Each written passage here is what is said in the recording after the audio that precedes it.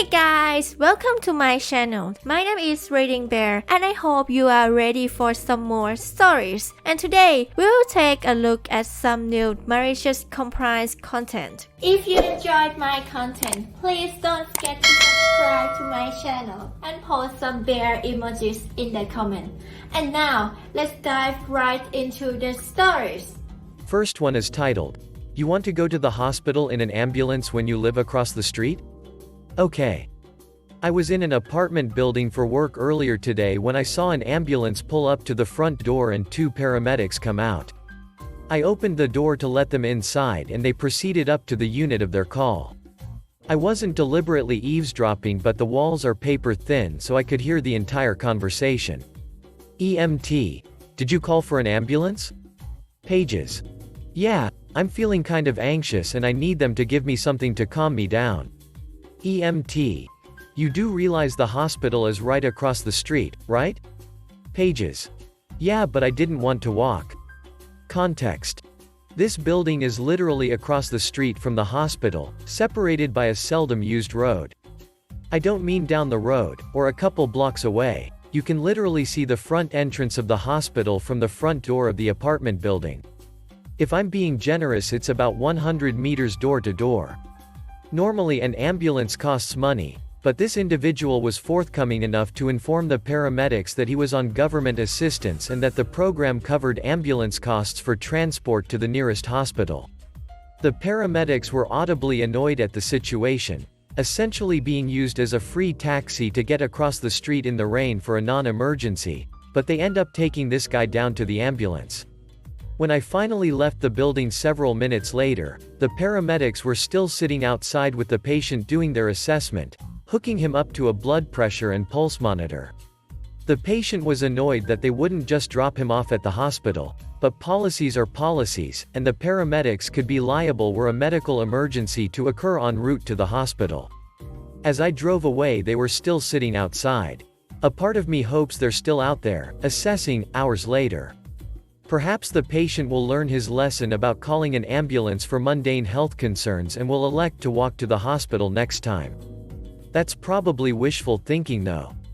Next one is titled, "Neighbor Complaining About Noise." Our rental contract, as is normal here, stipulates a quiet period between 10 p.m. and 7 a.m. every night, where we're not supposed to be loud. We moved in on a Saturday and were of course unpacking on Sunday. So our new neighbor below us knocked on our door and screamed at us around midday, and told us to read the part of our contract about the quiet period. So I did, and Sundays aren't mentioned. 10 p.m. to 7 a.m. every day of the week. Nowhere does it state that Sundays are any different. So we carried on. He has called the police on us several times for just doing normal things such as rearranging furniture. Each time, he would lie to the police that he had come to speak to us about it first, which he had not. The reasons included things like, dropping things too often, using the stairs at night. These reasons are of course ridiculous, but each time I have just shown them the contract which all residents sign. If he has signed the contract, he consents to me making noise during these periods. We complained to the letting agency that he was harassing us for simply making the normal amount of noise people make from living in an apartment. However, nothing changed. I checked with our other neighbors to see if they had any complaints about our noise level, and they all said no. After he called the police several times, I decided to begin malicious compliance. I went down to the neighbor with a copy of the house rules, which we have all signed, and told him to please read them, specifically, the exact times which are the quiet period. Then for the next week or so, any hammering, drilling or other loud things I had to do, I saved for 9:50 p.m. Even if I didn't have anything I needed to do, I made sure to make noise right up until 10 p.m. After I did this for about a week, we stopped hearing from him, and haven't had any noise complaints since, and it's been several months now. Now, a couple of heavy metal fans have moved into the apartment next to him and I couldn't be happier. Edit. To clear up confusion. 1. The neighbor appeared to believe that the whole of Sunday was quiet time. I checked, and there is no extra provision in the house rules about Sundays. The quiet times just apply, daily. I was unpacking on a Sunday and the neighbor apparently believed this was against the house rules. It is not. 2. The big metal fans are big fans of metal music. They are, unfortunately, human. I do not have animate ventilators as neighbors. Next one is titled, How to Organize Creative Fun Staff Meetings. In the early teens of this century I was the chief information officer of a large organization in my country. As a result of my problem-solving skills, the managing director, let's call him Paul, once in a while added problematic departments to my responsibilities. I even ran the communications department for a while. My star within the organization was rising, and at a certain moment I was informed that I would get a new office right next to Paul, for easy access. I also struck up a good working relationship with the chief human resources, Harry, and one of the senior directors, Pete. We'd regularly huddle in so-called working meetings, where we would drink coffee, discuss work, life and watch hilarious YouTube videos. One of the topics that regularly came up was the meeting room situation. The board had decided that the meeting rooms were outsourced to a third party to rent out and the third party paid a monthly fee. However, the third party charged us as well. So every time we wanted a staff meeting we had to pay for the pleasure.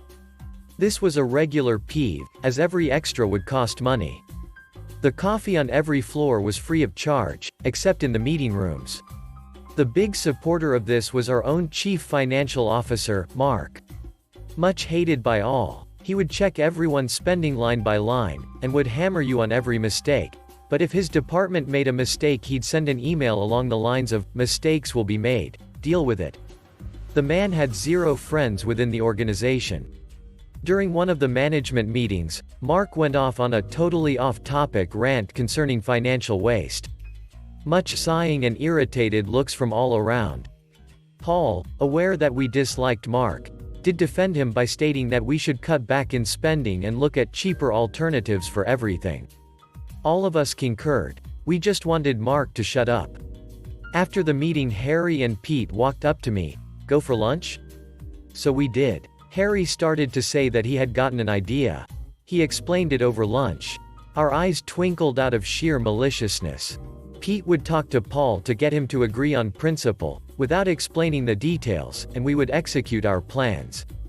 A day later Pete passed by my office and, broadly smiling, just said, "We have a go." And thus the wheels were set in motion. I write a mail to my departments that the next staff meeting will be held in a nice bar next to a lake, and that the drinks and snacks will be on the company.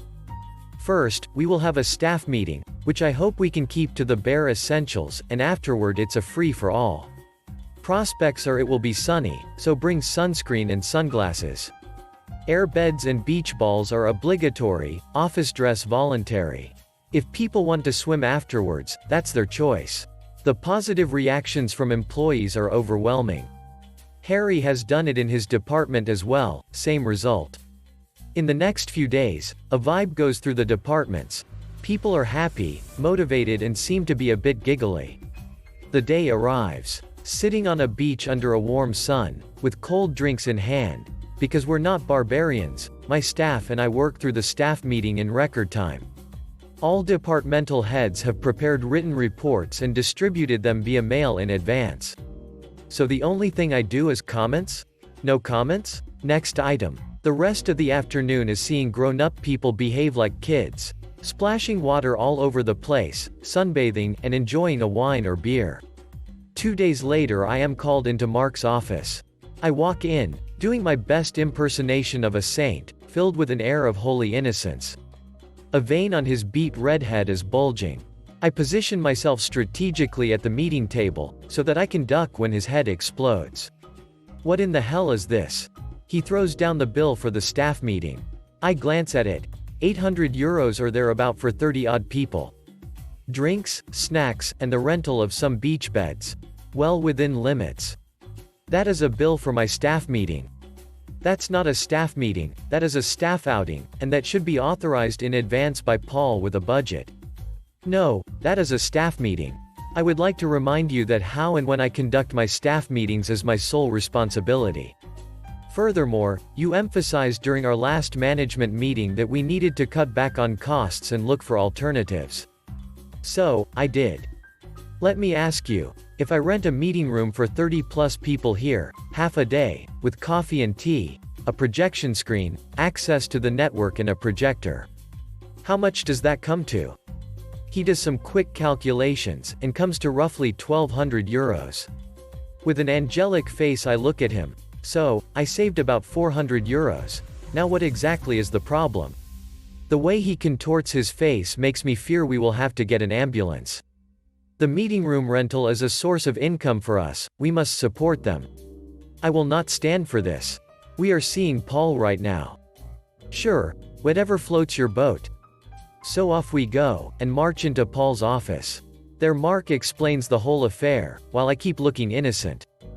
Paul lets me explain my side of the story and I reference the calculation. Paul smiles. In my opinion, a very creative way to cut costs and enhance morale. I wish more people would think this way. And may I remind you, Mark, that it was you yourself who stated that we should look at everything. Maybe you should try it as well. With those words he makes a subtle gesture we all know means, you are dismissed. As we make our way out of the office, Paul calls me back. Oh, can you stay for a moment, and close the door? I would like to discuss something with you. So, I close the door and sit down. Of course, Pete had already briefed me, and I personally signed off on it, as I really think it is creative and hilarious. I'll allow it, as it has a positive effect on employees. However, don't force Mark to have a heart attack. He is a bit of an a-hole, I know, but he's also good at his work. So you don't mind if we yank his chain once in a while? Yank away, maybe he will loosen up. Well, you also know that Harry has done the same? I know, I'm looking forward to the tantrum with the bulging vein already. He chuckles. At that exact moment some pretty salty language makes its way through the door, and about as dry as a martini, Paul says, I think Harry's staff meeting bill has turned up. From that moment on Paul became a regular participant in our working meetings. Our staff meetings became pretty well visited after that, with a soundtrack of the gnashing of teeth of one certain colleague. Next one is titled, My Neighbor Gets What She Deserves. So this happened last week and I am proud of myself for it. During this pandemic I have found peace by sitting in my garden watching YouTube videos and scrolling Reddit. I always sit on my swing chair. A swing chair is a chair mixed with a swing so you sit and swing without annoying chains or having to go out. My swing chair has been through a lot, so much so to the point where if you sit on it, it squeaks a bit. I like the squeaks though, so I keep using it. My neighbor hates my family. Ever since my mom, my brother and I moved into my now stepdad's house. She especially hates me for some reason. One day my parents got the day off from work so we were all home. I was out on the swing chair listening to music using headphones. All of a sudden a bucket gets thrown over the fence and almost hit me. I jumped and took off my headphones. I asked, who did that? My neighbor responded with, stop swinging on your chair. You're distracting my children and making them jealous. Either stop, or give it to me. I asked, how am I distracting them? She replied with, the sound makes them look through the hole they made in the fence. I said that I'll stop. Here is the malicious compliance. I stopped going on my swing chair and instead picked up an old hobby of mine, drumming. I played it so much that my family would sometimes have to speak louder to talk to me. This is where it gets weird though. She then phoned my personal phone that I have never give the number to anyone except my close friends.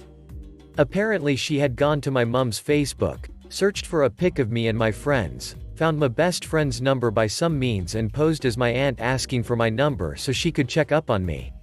She called me yelling at me to stop drumming. I said why and she said because of the noise. I said that she said that I had to stop swinging so I took up a hobby. She hung up. I now go on my swing chair, play drums with my brother on his guitar. Revenge is best served cold. Last one is titled, New TV service subscription is to my liking so I want a refund. So I work in a call center for a major telecom operator, let's call them MJ, in my country. Now my job is quite simple and easy. Call newly subscribed customers and ask them how installation was done to their liking and the contract is like they asked for. Now this customer, let's call them Maria. Maria is a new customer and is on my list to call. She got a pretty awesome package of service for a great price plus a free 32-inch TV and 1 month free service and free sports channels for 12 months, and I get to call her. Me. Hi, my name is LDS1998. I am calling from MJ about your recent subscription to our service, and it's to make sure you are happy with the service. Maria. Oh, hello. I am very happy, better than, insert major telecom number 2 here. But my daughters aren't, they don't have enough internet on cell phone. Me. Okay, let's check your daughter's cell phone plan. I see here both your daughters have 10 gigabytes for normal navigation plus 15 gigabytes for social networks and 5 gigabytes for YouTube and 5 gigabytes for Netflix. Could you tell me where they are lacking internet? Maria. I think it was Facebook. Me. I see, your daughters were using around 10 gigabytes of mobile data on WhatsApp and 5 gigabytes on Facebook, so to make you even happier I will apply 5 more GB free of charge for 24 months of contract. Does that sound good? Now this extra 5 gigabytes I am giving out of free will and is not company policy, but they gave my job a free use policy to make the customer happy as long as responsible and not abusive and doesn't affect the value of contract. Maria. I don't think 5 GB is enough. Make it 20 gigabytes. Me. I am sorry, miss. Maria, the first am not able to do that. Using 15 gigabytes in just 1 week in Facebook and WhatsApp is bit much. What I can do if you don't like this is making both your daughters' number unlimited mobile data for just €10 extra a month for both phones. Has a special offer. Does this sound better? Now this offer is my using the policy to make customer happy and for me to go to bed for the day and already cleared with my SPV if I could apply this offer. Maria. I would like to pay the same but unlimited internet for 10 more euros. Sound good for the happiness of my little angels. Me. Alright, your contract has been changed and both your daughters will have the new data plan activated in around 1 hour. Maria. Sound great, so how are you going to refund me for the time I hadn't have this contract? Me. I am sorry, what refund? Your service is not working correctly? Maria. It is. But before I hadn't had unlimited and I had to listen to daughters complain that they didn't have internet on the cell phone and I would like to have a refund on my first bill. I was in shock with this, so it took me a moment to get my lines in order. Me. So your service was great, there wasn't a problem with the service, and you want refund for 1 week for bad contract that wasn't aligned your use case?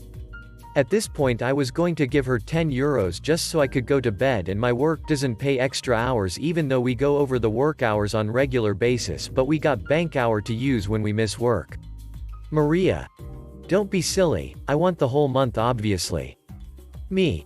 Miss Maria, that's not possible, it was a high usage of mobile data from your daughters. The company provided the service that it was in the contract. Maria. Well, if you can't find it to make me happy on this request, I am afraid I will have to cancel your contract. Me. Miss Maria, just to make sure, you want to cancel your contract with our company because we won't give you free month service although you already have 1 month free? Maria. That is correct. Doesn't your SPV say the customer is always right? Me. I am sorry, Miss Maria, I can't give you another free month on top of you already free month on the reason that we gave the service that you contacted. Do you still wish to cancel your service? Maria. Yes, I am. Also, I would like your name and company ID to make a complaint about you being so bad with customers. Me. I will connect your call with Department of Cancellation and my name is LDS1998. As for company ID, I can't provide that information as is private info, I am sorry. Maria. I want your company ID before you transfer the call. Me. I am sorry, company ID can't be provided to customers. To make a complaint, only the name and time of call is needed to make the complaint to the correct person. It states on our website. Maria. Just transfer the call to your colleague. He will comply with my request and you're good for nothing. Me. I am going to transfer the call. The call was transferred and my colleague was having nothing of it and just started canceling the contract before talking to the customer. I read the internal report on the situation when there was formal complaint. The action of both me and colleague was fine, but I should have not offered unlimited internet for €5 each phone, should have been €6. Contract was cancelled. Miss Maria lost all offers, and best of all, the client had to pay €500 for early termination fee and €320 for installation of service. By the way, English is not my first language. Edit. The MC was in cancelling the service knowing they would have to buy out the contract, lose their TV most likely, and still pay for installation. Thanks for listening.